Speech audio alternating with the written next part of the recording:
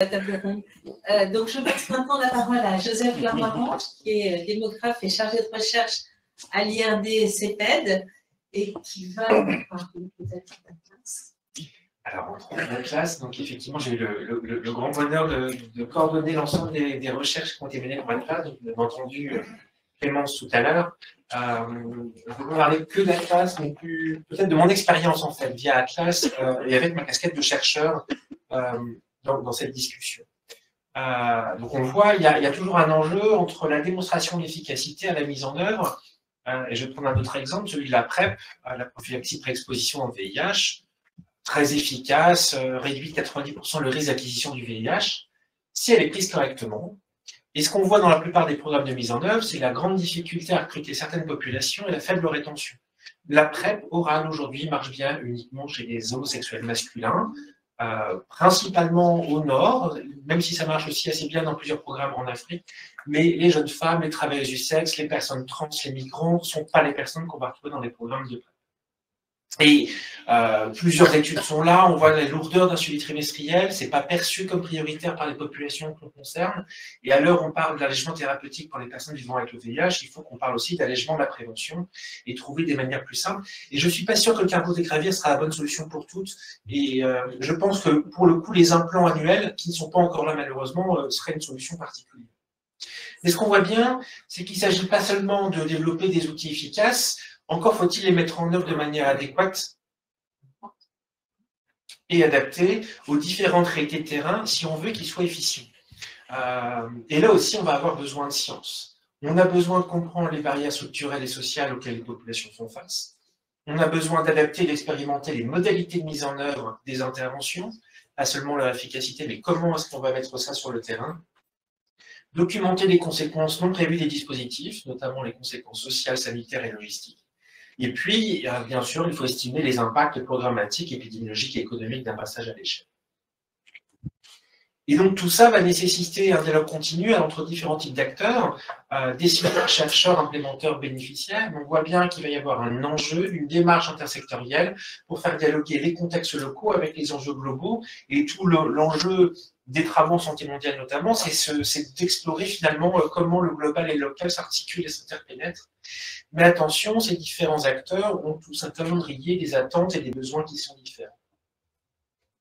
Alors, en amont d'un projet, et là, bien sûr, il y a Atlas qui nourrit ma réflexion, des gens se rendent compte du besoin d'adopter une vision holistique de la santé, et on parlait ce matin de la recherche ou de l'intervention des programmes en silo, du besoin de sortir du silo et peut-être de penser plutôt par population. La population qu'on se vise a plusieurs besoins.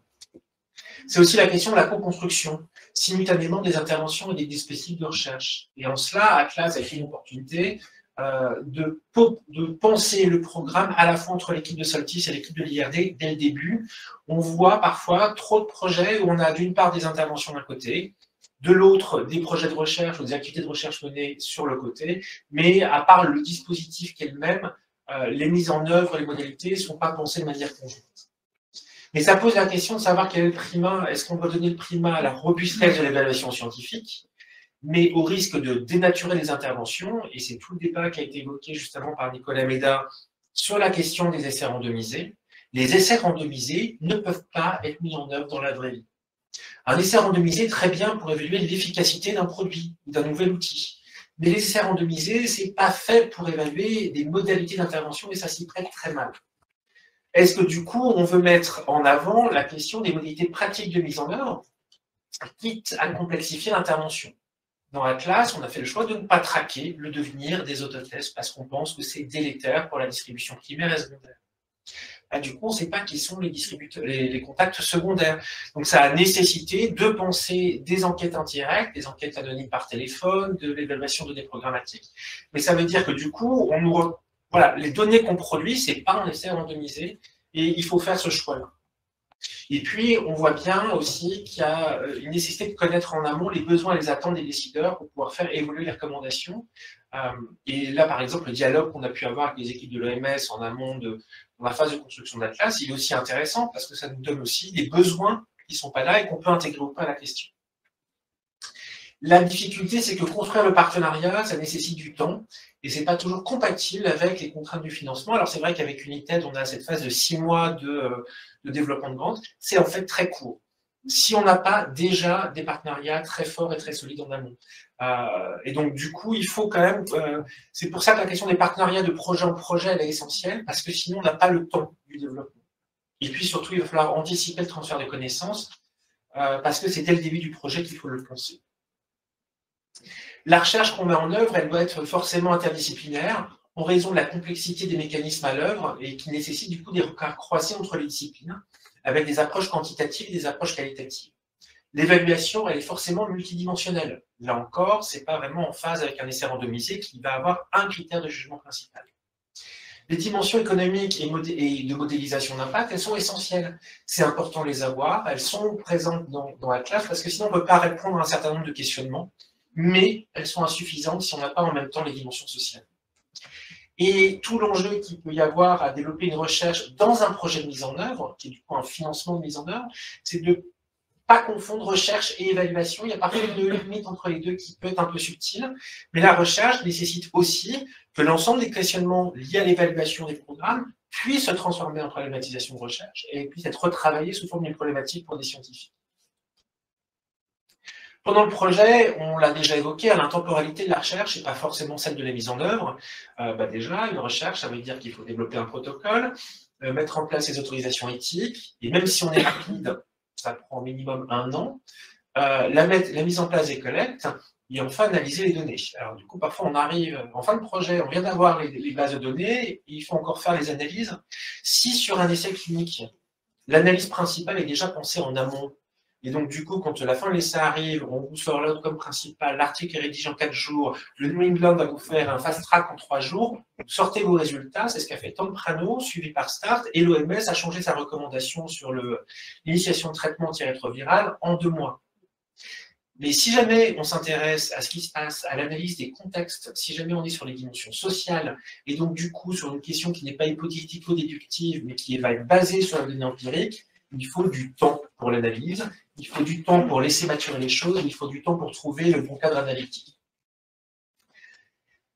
Alors, le dialogue pendant le projet entre acteurs, il est crucial, et dans la classe, on a eu les consortium meetings qui permettaient d'avoir aussi ce dialogue en permanence avec les acteurs de l'implémentation. Alors, on est sur un gros projet, hein, donc moi qui vis aussi à côté un essai où on est avec moi j'ai un projet Princesse, où c'est une seule ONG, on est un seul site de terrain, donc on a un dialogue concret avec les pères éducatrices. La classe, c'est 1400 agents dispensateurs, 30 ONG, donc le dialogue est un peu différent. Mais le dialogue dans le consortium meeting, il est essentiel parce qu'il permet de nourrir aussi la question d'interprétation des résultats. Mais on a eu aussi la chance d'avoir l'OMS qui participait, et ainsi que les ministères qui étaient présents. Et je dois dire que c'est ma première expérience d'avoir ce dialogue direct. Et la présence de l'OMS au Research Meeting, par exemple, vient aussi nourrir nos réflexions. Et ça amène peut-être à orienter ou voir des aspects qu'on n'avait pas forcément anticipés, comme ça, c'est quelque chose qui est important pour faire évoluer une politique ou une recommandation. Le projet, c'est aussi peut-être à un moment donné l'opportunité de réintroduire du bottom-up, parce que souvent sur les financements courts, on est quand même dans des constructions qui sont assez vite top-down, trop top-down, et donc il faut réintroduire un peu plus de bottom-up à cette étape. Enfin, on va parler de la fin de projet, de l'aval. Eh ben, il y a tout l'enjeu de la publication scientifique. C'est un long processus, la publication, et même quand l'analyse est faite, il faut facilement 3 à 6 mois avec des jeunes chercheurs en sciences sociales pour arriver à un article qui tient la route. Mais ensuite, on va partir sur la relecture par les pairs, et c'est un processus qui est essentiel pour valider les résultats. C'est aussi requis pour pouvoir changer la recommandation internationale, puisque l'OMS va se baser sur des résultats qui sont publiés. Et c'est là où on peut avoir un problème de calendrier, parce qu'entre le moment où on finit la recherche, le moment où on a l'article, il va partir en relecture, il va arriver, quand on doit publier, la facture, elle arrive 6 mois, 12 mois ou 18 mois plus tard. Et du coup, on est sur le problème des queues de financement, et parfois on va être en dehors. Et j'aurais quand même mentionné pour l'ensemble des bailleurs qui sont présents dans cette salle, du coup, la solution de la Fondation Gates, mais qui n'est pas inintéressant. Il n'y a aucun budget de publication dans le budget des projets, puisque la Gates va payer directement les publications, quel que soit ça soit 1 an, 2 ans, 6 ans plus tard, la Gates va continuer à payer les publications pour valoriser aussi la valorisation secondaire et les analyses au long cours. parce que les analyses qu'on fait 1 an après un terrain et les analyses qu'on va faire 5 ans après le terrain n'ont pas tout à fait le même regard, et c'est important aussi de continuer à valoriser nos résultats. Le transfert de connaissances, je vais un peu le détailler parce que je sais que Valérie va passer un peu plus tard, mais c'est un processus, c'est important, il faut l'avoir pensé en amont. Ce n'est pas la seule responsabilité de l'équipe de recherche, parce que c'est aussi une compétence nouvelle à acquérir pour les chercheurs, et en fait, c'est l'ensemble des acteurs qui doivent être impliqués, mobilisés dans ce processus-là, et nécessite du coup des moyens humains et financiers adéquats. Enfin, la communication est essentielle, et pour nous, chercheurs, elle a plutôt lieu en fin de projet. Or, parfois, on a plus de temps et plus de moyens pour communiquer en début de projet, donc ça veut dire qu'il faut aussi repenser la question de la communication et peut-être retrouver comment est-ce qu'on gère mieux finalement les fins de projet ou les queues de projet, là où les équipes sont en train de courir pour trouver un nouveau financement ou un nouveau postdoctorat. Et je dis aussi à l'AFD, parce qu'il peut faire remonter à nos ministères de tutelle, que si nous avions plus de chercheurs statutaires recrutés comme fonctionnaires, nous aurions moins de chercheurs qui passent leur temps à chercher un financement postdoctoral, et un postdoc de 2 ans n'est pas suffisant pour faire une bonne recherche scientifique. Au final, la recherche financée dans des projets mis en œuvre, c'est une très belle opportunité. Il faut le dire, c'est des financements conséquents et qui permettent de poser des questions auxquelles on ne pourrait pas répondre sans cela. La co-construction intersectorielle, c'est un défi posé pour des chercheurs, mais c'est aussi un véritable atout. Et ça permet de développer des approches multidisciplinaires. Et enfin, c'est un dialogue facilité pour transformer les résultats en recommandations qu'on n'a pas sur des projets de plus petite envergure. Mais ça a leurs limites avec des contraintes fortes d'un point de vue logistique, temporel et financier. Ça laisse finalement peu de place aux questions fondamentales. Et donc, du coup, un certain nombre de chercheurs, on est obligé de jongler entre les questions qu'on va poser de manière opérationnelle d'un projet à l'autre et comment, entre projets, on arrive à avoir une réflexion sur la recherche fondamentale. Encore une fois, ça, c'est possible pour un chercheur statutaire, pas pour un chercheur contractuel. Et puis enfin, il y a la question de la temporalité du financement qui est parfois peu adaptée à la construction du partenariat en amont ou à la valorisation en aval. Et peut-être qu'il faut repenser ça. Et je pense notamment que nous sommes à une époque où on revendique une slow science. Il y a un certain nombre de mouvements pour repenser la temporalité de nos transformations sociétales. Et ça s'applique là aussi. En tout cas, je vous remercie. Pour la diffusion des connaissances, j'imagine qu'il y a des remarques, des questions dans la salle.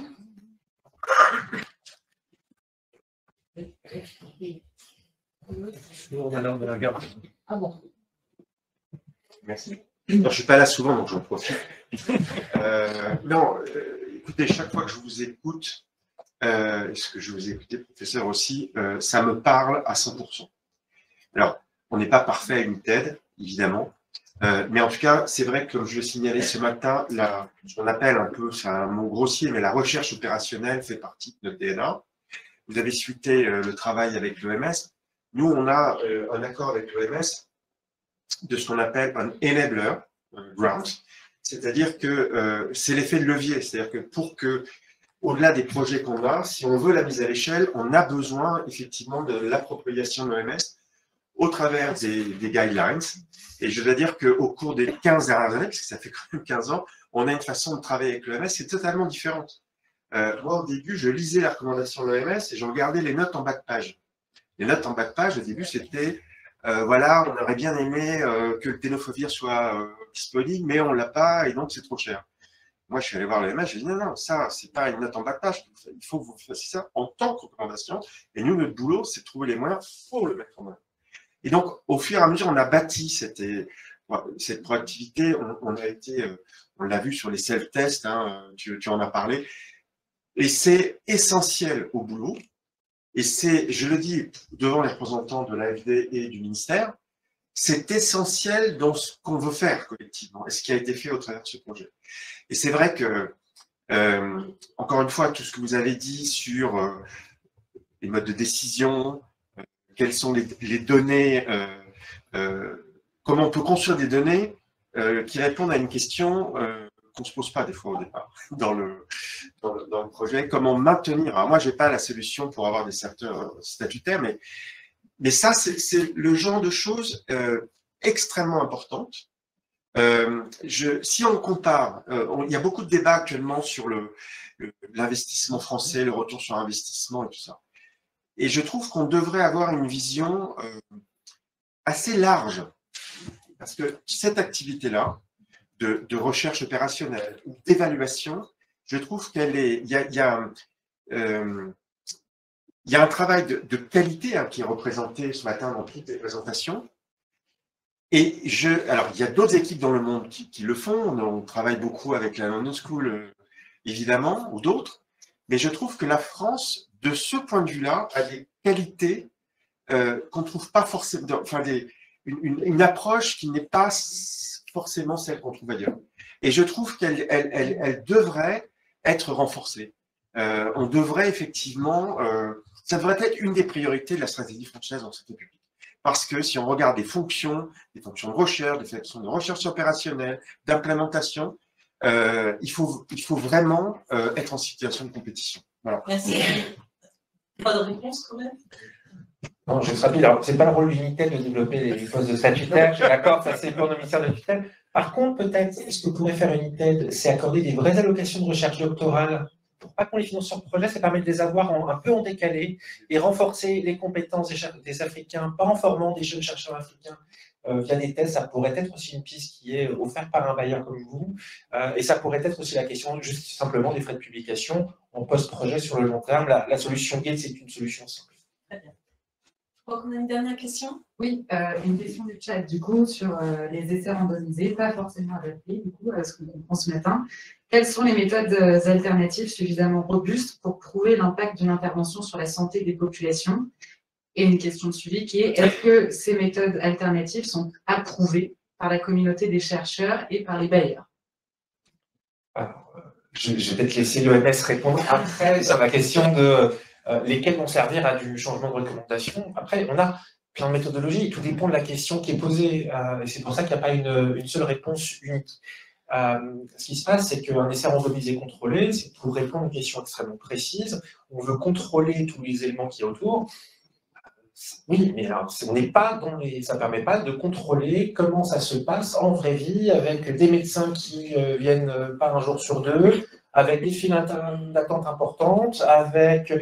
Voilà, l'enjeu, c'est celui de la vraie vie. Alors après, est-ce qu'on peut toujours montrer ou pas? Ça dépend aussi, parfois on peut avoir des modes d'enquête où on essaie de désagréger différents effets qui se combinent les uns avec les autres.